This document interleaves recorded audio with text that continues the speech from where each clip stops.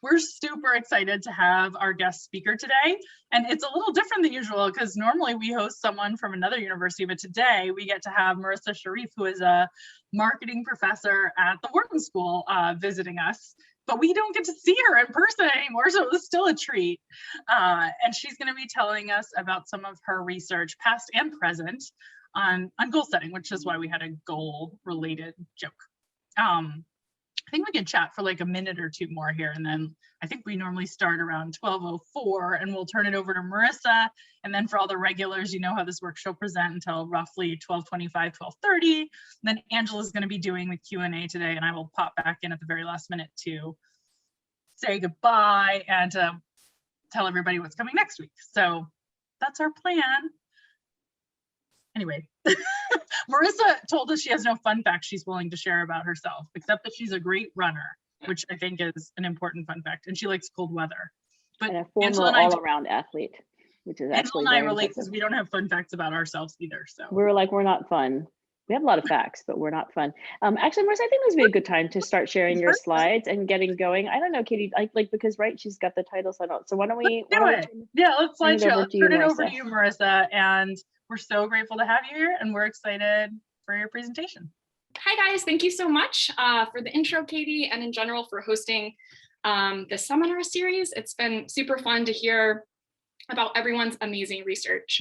And thank you for everyone who's tuning in to hear about some of my research today. No. Okay, there we go. Okay, so today I'm going to talk about two projects. One that's published and ready for you guys to check out on emergency reserves. And this is in collaboration with Suzanne Chu, who's a professor at Cornell. And then I'm also going to talk about a project that's super new, but related, on making up for failures. And this is with a wonderful student, PhD student at Wharton, Shannon Duncan.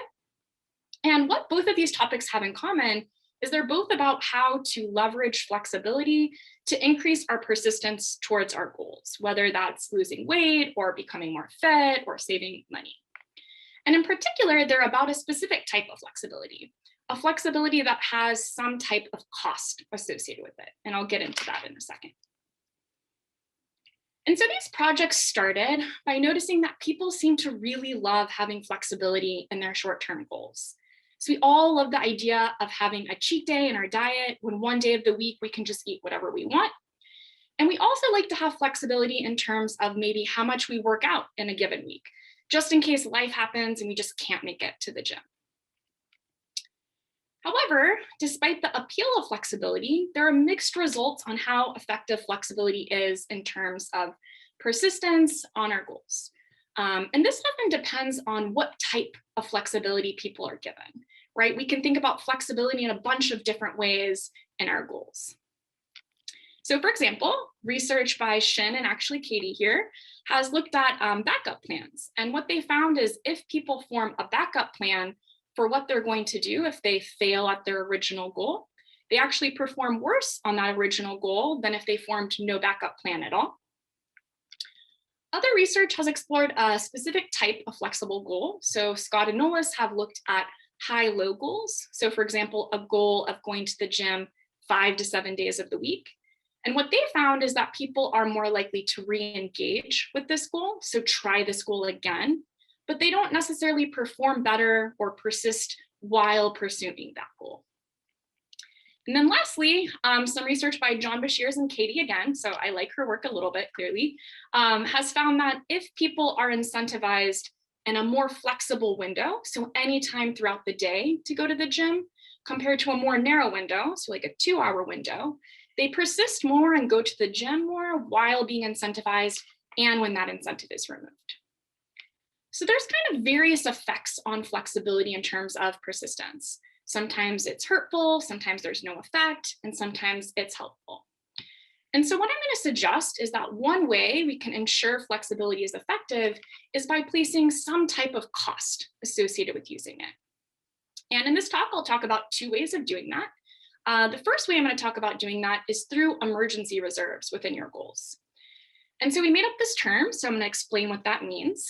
What we mean by a goal with an emergency reserve is some type of difficult reference point, but that reference point has some flexibility or slack available at a small cost. So for example, think about a goal of going to the gym 7 days of the week with 2 emergency skip days. Think about a diet of consuming 1,500 calories per day with 200 emergency calories, or think about a budget of spending $1,000 per month with 50 emergency dollars. And so these goals with emergency reserves differ from other flexible goals because there's a small salient cost associated with using that flexibility. And in this case, it's going to be a psychological or emotional cost, as well as an opportunity cost associated with using it. So why should reserve goals lead to better performance? So prior research has suggested that harder goals and easier goals both have different pros and cons. So for example, let's think about a harder goal, maybe a goal of going to the gym 7 days of the week, or a goal of reaching your steps 7 days of the week. So prior research has found that if people are given these harder goals, they try harder and they perform better, right? They try to go to the gym every day, or they try to reach their step goal every day.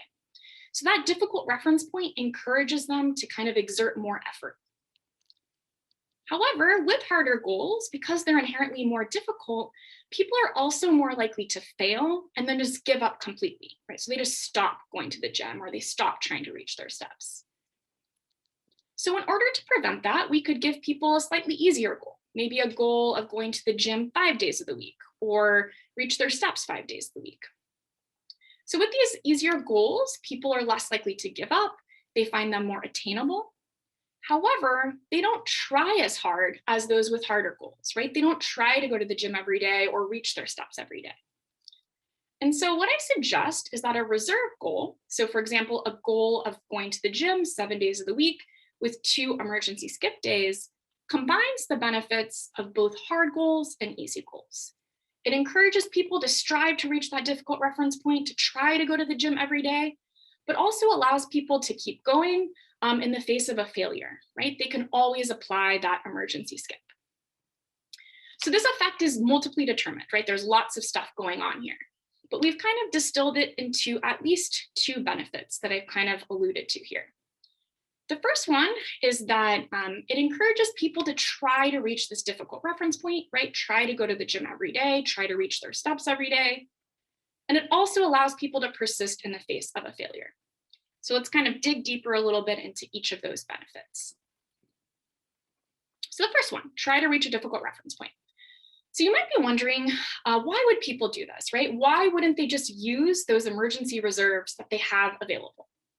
And so what we're going to suggest is that people try to resist using their emergency reserves because they want to avoid incurring the cost for doing so. And in this case, there's 2 types of cost, an emotional or psychological cost due to the labeling of the reserve, and an opportunity cost due to the framing, okay? So the first one is the labeling, right? So the reserve is labeled as an emergency reserve. Use this only in case you need it. And so building off of literature and mental accounting, what we suggest is that people will try to resist using this emergency reserve because they want to avoid violating that emergency just in case you need it label and then feeling bad about it. Kind of think about how people set aside money in a rainy day fund and try not to touch it unless they absolutely need it. We think a similar thing is going on here with the emergency reserve. The second type of cost is the salient opportunity cost, and that's due to the framing of the reserve. So these goals are framed in a way that it makes it really salient. You have this limited amount of flexibility, right? So if you use your emergency skip today, you can't use it tomorrow. And so because people are sensitive to their opportunity cost when they have these limited resources, we expect people will be resistant to use their reserves because they're waiting for a better, more emergency situation to use them later. So because of these reasons, right, people are going to resist using their emergency reserves. Because they're resisting using their emergency reserves, they're going to try to reach that difficult reference point, right? They're going to try to go to the gym every day or reach their step goal every day. And that's going to lead them to perform better, especially compared to those with an easier goal, right? So for example, someone who has a goal of reaching their steps 5 days of the week. And that's because with those easier goals, once they've reached that 5-day goal, they have little incentive to go above that goal, right? So to go to the gym that 6th day or reach their steps that 6th or 7th day. Okay, so that's going to help people, one reason why people will perform better. The second benefit is persistence in the face of a failure. So reserve goals kind of have this built-in failure system, such that people can fail without really feeling like they violated or messed up on their goal. And so this is important because a lot of literature on goals has suggested that if people violate their goal, they feel like they failed their goal, their subsequent performance decreases or they just completely give up on it. Okay, so for example, think about someone who has that harder goal, right? A goal of going to the gym 7 days of the week or reaching your steps 7 days of the week. Let's say on a Monday or Tuesday, you just can't make it to the gym. You're going to feel really bad, feel like you failed your goal, and not really see much point in continuing to pursue this goal afterwards, right? You feel like you've already failed. What's the point? And so what we suggest is that this emergency reserve kind of reduces that sense of failure and helps people keep going. So we've done lots of studies on this. I'm just going to talk about one study in particular that felt most fitting for the Behavior Change for Good seminar. So it's about encouraging people to get more fit and to take more steps. So we had 245 students and staff complete this study. Everyone downloaded a pedometer application on their phone and they tracked their steps for 5 weeks. So to get this information about their steps, we shared a Google spreadsheet with the people, the participants, and they recorded their steps nightly on the sheet. To confirm what they wrote was correct, they were required to send a weekly screenshot of their steps from their phone. Okay, so the first week was the baseline week. So we told people to just exercise as they normally would. And from this, we were able to form an individual step goal for each person. So what we did is we took 120% of the average steps from that baseline week. And so this was an important component of this because it kind of allowed us to customize the goals in a sense, right? So before being assigned to condition, people are naturally going to have different fitness levels. And this allows us to customize it accordingly, right? So someone who is less active beforehand, they might have a step goal of maybe 5,000 steps, whereas someone else who's super active might have a step goal of 15,000 steps. Okay, so everyone has their own individual step goal. We then assigned them a weekly goal to reach the step goal, and they had the same weekly goal each week. Okay. So here are the conditions. In this study, we actually have 2 reserve conditions. Okay, so the first one is reserve week. This is reach your step goal, let's say 7 days of the week. Reach your step goal, let's say 7,000 steps, 7 days of the week, plus 2 optional emergency skip days each week. And if you don't use them, you lose them. They don't roll over. Then we have reserve month. So that's reach your step goal 7 days of the week. And you have 8 optional emergency skips anytime throughout the 4 weeks. Okay, so this condition has a little bit more flexibility in when they can apply their emergency skips. And so we had a prediction about how these goals with emergency reserves would compare to goals without, which I'll show you those in a minute. But we didn't have as much of a straightforward prediction about how these reserve goals would compare. And that's because we could kind of see it going either way, right? On the one hand, it's possible that maybe reserve month would do worse. And that's because maybe they might suboptimally use their reserves, right? Maybe they use 6 skips in 1 week, 2 in another, and kind of run into trouble later on. On the other hand, it's possible that they could do better because maybe they feel a greater incentive in a sense to kind of hold on to those reserves until the end of the month, and then they never end up using them. Okay, so those are the reserve conditions. Then we have hard, which is reach your step goal 7 days of the week. And so our hard goals always have that difficult reference point without that emergency reserve available. And then easy is reach your step goal 5 days of the week. So across our studies, easy goals always incorporate the emergency reserve into the goal with no psychological cost. Okay, so for example, think about reserve week.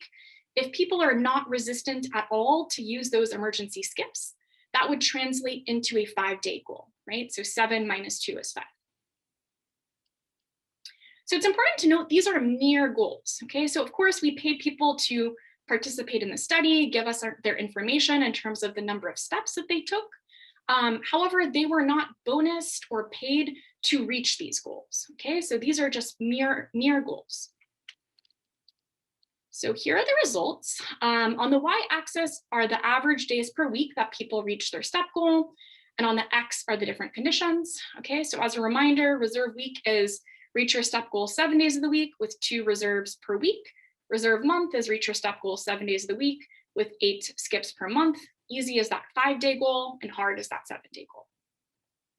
And so what we find is that people are more likely to reach their step goal. They reach their step goal more days in the reserve conditions than in the easy and hard conditions. Okay, so it seems like emergency reserves do help people persist towards their goals. You'll also notice in this case, right, reserve week and reserve month are pretty similar, right? And I think that makes sense given the opposing predictions, right? It's possible that maybe for some people, reserve month works better, but for other people, reserve month maybe works less well, and those kind of wash out. And so we find similar results when we look at average steps per day rather than average days they reach their step goal, controlling for what their step goal was. Okay. So now I'm going to show you guys some imperfect evidence of these 2 benefits that I was talking about earlier. We dig into these more deeply into the paper, but here's just some preliminary evidence of that. So first, do people with reserve goals try to reach this difficult reference point? So in this study, if people are trying to resist using their reserves and try to reach that difficult reference point, they should be trying to reach their step goal 6 or 7 days of the week, okay? So what I just did is looked at the proportion of participants that surpassed that 5-day goal. So they reached their step goal 6 or 7 days of the week, okay? And so what we see is across time, people are more likely to reach this difficult reference point in the reserve conditions. Okay, so some evidence that it seems like they're trying to reach that difficult reference point.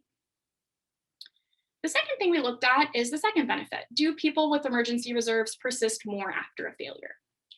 So what we did here is looked at the proportion of participants that succeeded at reaching their step goal if they failed to reach their step goal the previous day. Okay, so the idea here is that if people failed to reach their step goal, they feel really bad, they feel like they failed their goal, and they're less likely to reach the step goal the next day. And so what we wanted to see here is if emergency reserves are able to kind of reduce that sense of failure and help people keep going. And so what we find is some evidence of that. It seems like people with reserves are able to persist a little bit more after failure. Okay, so here's one study that we've just looked at with steps, but we found this in other domains. So we've done this with more work-like tasks, so things like CAPTCHAs, in which people are paid to actually complete these tasks, as well as a little bit more fun tasks, so games. So for example, a word search game or a spot the difference game, where you have to find the difference between the 2 pictures. So some other fun facts about emergency reserves. So I alluded to in the beginning of the study that people anecdotally seem to really love flexibility. So we decided to empirically test this idea with emergency reserves by examining which type of goal people prefer, or which type of program they would join if they offer these different goals. And what we found is that people also prefer goals with emergency reserves to both those hard goals and easy goals, so those goals without them. So this is a great part about this type of flexibility because it suggests that offering these goals with emergency reserves can encourage people to both initiate or start that goal, as well as persist towards them. We've also looked at a bunch of other things. For example, we've compared goals with emergency reserves with some other flexible goals. Obviously, we didn't compare them to all the flexible goals in the world, but we compared them to a few that are kind of similar. So for example, we compared it to maybe a more classic stretch goal. So something like reach your step goal 5 days of the week and aim to reach 7 days of the week. And we found that emergency reserves were more effective than those type of goals. Okay, so hopefully you guys can now all use emergency reserves and reach all of your goals. So now let's move on to the next part that's related. So this part was motivated by 2 fronts. On the one hand, I was talking to some of my friends, and in particular, some super motivated friends, okay? So these are the friends that go to the gym every day, regardless of where they are or what they're doing, right? They just get it done. And I asked them, if you miss a day for whatever crazy reason that this happens, what do you do? And one of the most common responses was, oh, I just make up for it the next day. So I work out longer or I work out harder. I just make up for it. And I thought, that's interesting. That seems to work for these super motivated people. Would nudging people to make up for failures also work for those that are maybe less motivated, right? So would the strategy for this person on the left also work for this person on the right? And in thinking through it more, I realized that this has a lot of connections with emergency reserves. It's a type of flexibility that people have, but instead of having a psychological or opportunity cost of using it, it has a real tangible cost, right? You have to do double the amount of work tomorrow.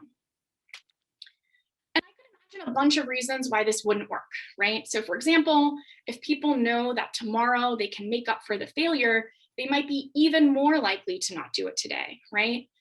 So there's a lot of work about how we're bad planners and we think we're going to have all of the time in the world tomorrow. So we might put it off thinking that we're going to end up doing double the amount of work, but we end up not doing it, right? So we think tomorrow we're going to do double the workout, but in reality, we're just resting at home.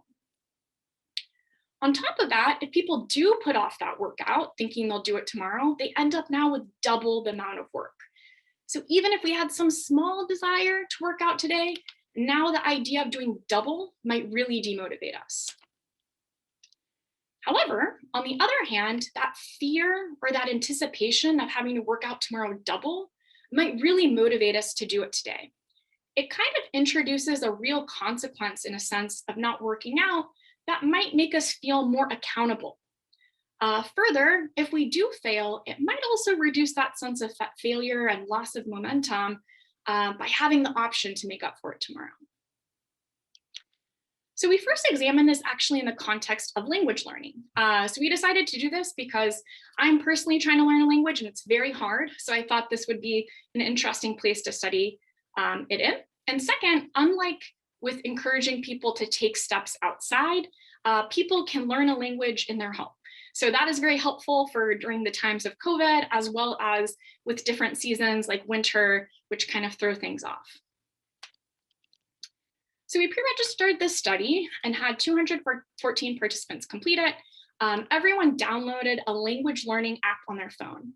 And so people could choose any language that their heart desired. So they could choose Spanish, Russian, French, whatever they wanted. And this app provides little lessons for them to take to help them learn this language. Importantly, it also tracks the amount of time they spend trying to learn this language. And so everyone was encouraged to study their language for 20 minutes a day for 1 week. Okay, and so again, just like the last study, participants were paid to tell us the amount of time that they spent studying, but they were not paid to reach this goal. Okay, so this was just, again, a pure mere goal to try to study 20 minutes a day. So there just were two conditions, control versus makeup. And in both conditions, participants completed a survey every day, and every day they would be asked to report the number of minutes that they studied and upload a screenshot proving that they did that. And so in the control condition, that's all they did, right? They were just encouraged to study this language for 20 minutes a day and came every day to report the number of minutes that they studied.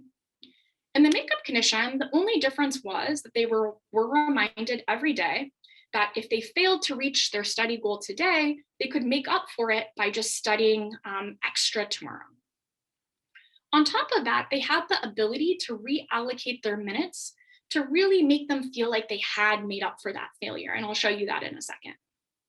It's important to note too, that in the control condition, right, people could use this strategy if they wanted to, right? If they failed one day to study for 20 minutes, they could always choose to study extra, right? The difference is that we just didn't encourage them to do so. So this is kind of what they saw in the control condition. So again, they were just encouraged every day to study 20 minutes. And they went to a survey that looked something like this. And every day they would just enter the number of minutes and they would see a graphical representation of those minutes. So if they reached their goal of studying 20 minutes, they would see a green bar showing them that. So in this case, right, day 1 Sunday, they studied 0 minutes. So they don't see a green bar. Day 2 Monday, they did reach their goal. So they see a green bar to show them that they reached their goal. Okay. So in the makeup condition, there was just two differences. First, every day they saw that statement at the top. So they were told every day, remember, if you failed to reach your 20-minute studying goal today, you can make up for it by studying extra tomorrow. Okay. Second, they graphically had the ability to rearrange their minutes. So for example, if on Sunday they studied 0 minutes, and then they decided on Monday to make up for it. So they studied 40 minutes, okay? So that's double the amount of their normal goal. If they did this, a button would pop up that says move extra from 2 to 1. And if they clicked on that, it would move their extra minutes from Monday to Sunday, okay? So for example, if they clicked on it, they would see something like this. So rather than having 40 minutes on Monday and 0 minutes on Sunday, now they have 20 minutes for each of those days. So it really makes people feel like they have made up for Sunday by studying extra today. And so what we found was that this was super effective. People studied more minutes on average in total when they were in the makeup condition. They were more satisfied with their performance. They enjoyed it more. And they indicated that they would be more likely to study again the next week.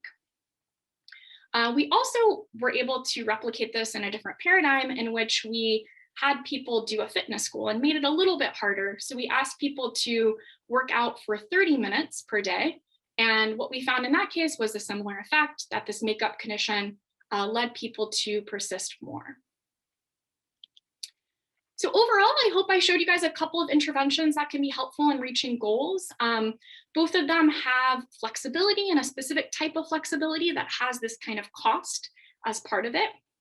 And this type of flexibility seems to really help people persist towards their goals. I think another nice component of it is, since we have some evidence that people like this type of flexibility, these strategies might both help people start these goals as well as persist more towards them. And so that's it. Thanks to my co-author, Suzanne Shu, for emergency reserves, and the wonderful PhD student, Shannon Duncan, for making up for failures.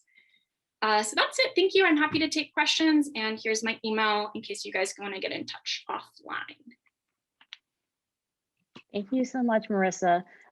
Really terrific presentation. I will be reading some questions from the chat and suppressing my desire to ask you 16 questions of my own. Daniel has a quick clarification question, so I just want to start that. Can you remind us how large the samples were in both of your studies? Mm-hmm. So in the makeup study, it's around 215 people. And in the emergency reserve study, it's around 230 people. So it's about 60 to 70%. Yeah. Great. Awesome. Who knows, there might be a follow-up question about power and effect size, but Katerina asked, and it says, I think the top lights question, I've seen a lot of research that suggests that very easily broken down goals, you know, I will do 1 push-up a day as an example, makes it easy for us to complete goals consistently. How does this match up with the emergency reserve philosophy? And I may be reading into this, but I'm wondering whether this has to do with sub goals. Mm-hmm. That's my interpretation of easy broken down goals. Mm-hmm. I don't know if, so is this specifically about emergency reserves or both? Yeah, it's actually asking whether, you know, your work on emergency reserve goals relates, I think, to that, which again, I think that's a question of easy broken down goals. I think means like goals that could be easily, like the language one is, right? And so it's like do X number of push-ups per week and you can break them down. And one could imagine like more complex goals where like it's not as easily broken down, it's not easily made up, like minutes of exercise, minutes of reading, etc., but more like one thing depends on the other. Yeah. So I don't know if necessarily it's encouraging people to break it down more into step goals. I'm first thinking about emergency reserves. I think it's possible, at least in the context of the study that I had, people might be adopting this mentality of every day I'm going to try to reach my step goal, and then thinking of it as just 1 or 2 days I might not. And that might be an easier mentality than thinking of I need to find the 5 days that I'm going to go throughout the week. So it's possible it could make it easier in that sense. But I don't know if it's as much creating a sub goal, if that makes sense. Right. I'm guessing that there's like more behind that, but let me move on to, I mean, not more behind that from you. I mean, more behind that potentially in the mind of the questioner. But Allison Butenheim, BCFG, asked, I was wondering if this could be leveraged for medication adherence. For example, like taking your antidepressants or some other, regularly prescribed drug, but not sure if the makeup/reallocation makes sense for that. Do you have any ideas, Marissa, about how this might apply to medication adherence? Great question. Yeah, I think it would work, assuming that, so I think it would work depending on if you needed people to actually take that medication every day. So if you had to do it every day and there was a huge negative consequence if you don't, it's possible people will still use a couple of those reserves. And if they do, that might be a big problem for medication adherence if it has effects on their health.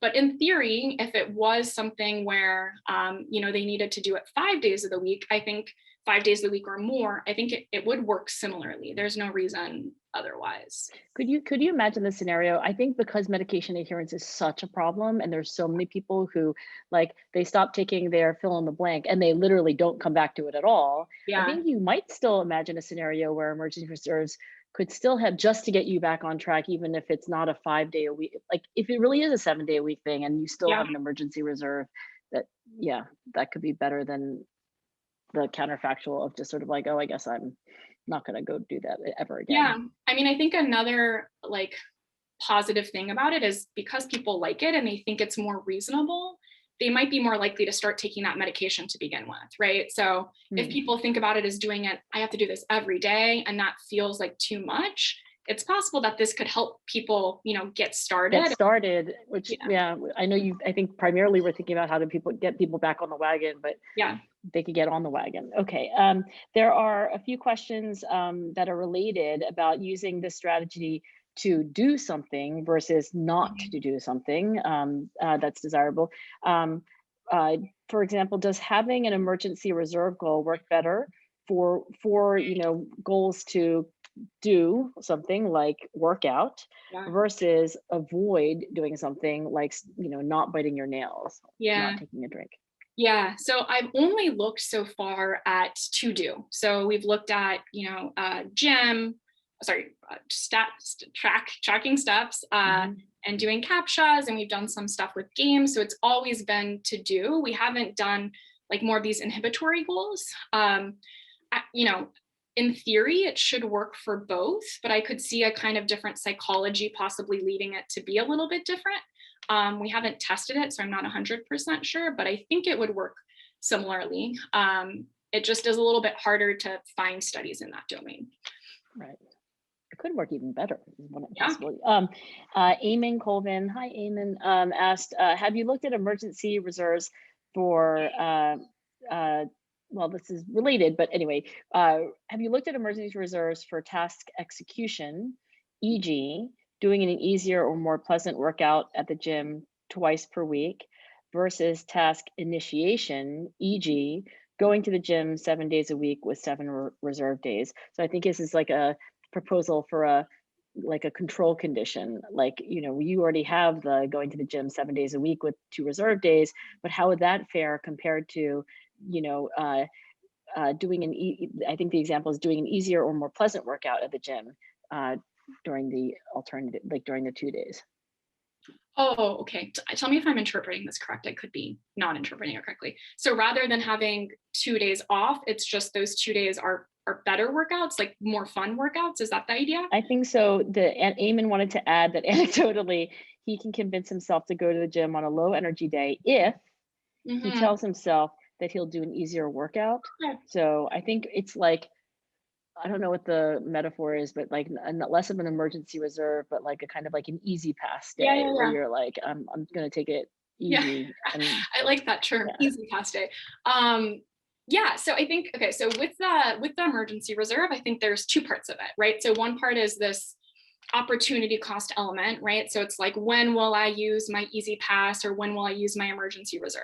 So I think if that's part of it, which I think with the easy pass, I love that you introduced this term because it's so much easier to describe. I think that would work similarly if that was the case. The only difference would be as if people are still thinking of the easy pass as kind of an emergency or not.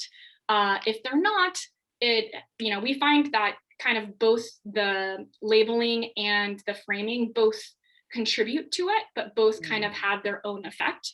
So I think it would work, maybe a little bit less effective than emergency reserve, but I think it would still work as long as there's kind of that opportunity cost. When am I going to use my easy pass element? Margaret, I got the cue right. Amit Kumar asked, although it's clear and important that people are reaching their step goals faster as a result of your intervention, do you know anything about whether these manipulations might also affect enjoyment of the activities? Parentheses, goal setting in this way may or may not leverage intrinsic motivation, which presumably would have an impact on continued engagement later on. Yeah, good question. So for the makeup study, we do measure enjoyment and people do like it more. And they enjoy it more and they indicate they're going to do it again in the future. I do think with both of these, there's kind of a gamification element that makes it a little bit fun. We haven't measured it for emergency reserves. My guess is that people do enjoy it a little bit more, but I don't know for sure. I don't think we've measured re-engagement beforehand, so I'm not sure. But yeah, why is it more joy? You were saying like, oh, there's a gamification element, which is kind of like extrinsic motivation. I wondered whether, is it more, I don't know if it's enjoyable is the right word, but like positive as like in terms of autonomy. I was thinking while you were talking about in psychology, there's this theory of self-determination and things where we have choice. Like I got to choose what kind of sandwich I got, and therefore, even if I get the sandwich I would have preferred to choose, but somebody else chose it for me, like I don't enjoy it as much. I don't know if you thought about autonomy seeking as a motive here. Yeah, I mean, I think that could be part of it as well. I think people like having that flexibility, and I think having flexibility is kind of related to autonomy, I guess, in a sense, right? Like, so being able to not have to do it today and being able to do double tomorrow, I think that could totally contribute to people enjoying it more and having this sense of control and more flexibility. I think that could be part of it. We haven't tested it, but that's a good idea. That'd be fun to do. Danielle Vance McMullen asks, how does individual heterogeneity factor into the prior work on goals and your current work? For example, there might be some people who are like all or nothing types. I think this is an interesting question about individual differences that might moderate the benefits of emergency reserves. Yeah, so in the first study, we measured a few of these. So one of them that was interesting a little bit was propensity to plan.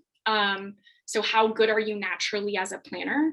And we found that made a difference in terms of, I don't think it made a difference in terms of, it made a difference between reserve month. So when they had 8 per month of the skips compared to hard and easy. So people who were worse planners, reserve month was a little bit less effective for that group because, they weren't compared to the week, the reserves. Yeah, exactly. I think we haven't really systematically, like across studies, measured this. So that was just one study in isolation. So I don't know how reliable that result is.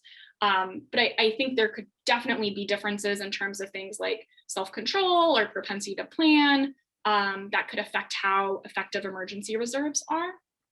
And in the STEP study, Marissa, like there was no moderation by just like the number of, I know you did it relative to the person's own step count, but like there was not, it's not like people who walk a lot every day benefited less or more. No, we didn't find any moderation by that. No, because because I think the STEP goal kind of makes it that for people who, the baseline week was also super helpful in terms of reducing problems with attrition too, just for like future people who are doing studies on this. Because listen, PhD students, because if they're going to drop out, they drop out during that week, right, before assignment to condition. But because we were able to make it kind of a binary step goal and customized it such that I'm already normally taking this amount of steps, I think it makes sense that we didn't find any moderation with that, but we checked, and we didn't find anything. Okay, coming close to the end of time, but one more at least. Gabriel or Gabrielle, but I think it's Gabrielle Vogel asks, could it be that flexibility is only useful here as the goals are too hard to be achieved flawlessly? Is there also as big or any effect of reserve on easier, more attainable goals? Mhm. So I think it's important that without the reserve, it is a difficult goal. So if it was easy, then yeah, I think the reserve would be, so for example, if it was your goal is to do this 3 days of the week or 3 days of the week and you had one emergency reserve, if people are already able to attain that goal, it's not going to encourage them as much to try as hard. So yeah, I think it's important that, the upper limit is a stretch or a difficult reference point. I'll squeeze in one more question from David Marquette. Do you have any insight on how people plan out their emergency days? For example, is it a on the day decision or do they plan out what emergency days they will take ahead of time? Mhm. We haven't systematically looked at that as much. The idea is that they are not using it until they fail, right? So I think an important part is to not plan it out, because if they plan it out, then there isn't as much of the opportunity cost element, right? Like if every day I'm like Saturday and Sunday, I'm going to use my emergency reserves, then I will likely use them. So I think it's better for people to not plan them and just to wait to use them until they need them. Terrific. All right, I see Katie's back. So I want to say thank you, Marissa. I love this work. And Katie will close us out with an announcement also for next week. Okay, thank you. I do. I love this work so much. And I talk about it all the time because I think it's so incredibly important and impactful and helpful. Yay, when science is helpful. So that was great. And next week we have another amazing speaker. We have Muriel Niederle coming, an economist from Stanford University who has done some of the most important work on gender and competition and women's propensity to avoid competing. We actually don't have a title for her talk yet, but it will be coming soon. So look out for our news of that. We'll post it both to our e-list and on Twitter. And this talk will soon be available on YouTube, so you can share it with all your friends as well, given how fabulous it was. I'm sure most of you will do that. Thank you, Marissa, and see everybody next week. Thank you, guys. Bye, Marissa. See you, Katie.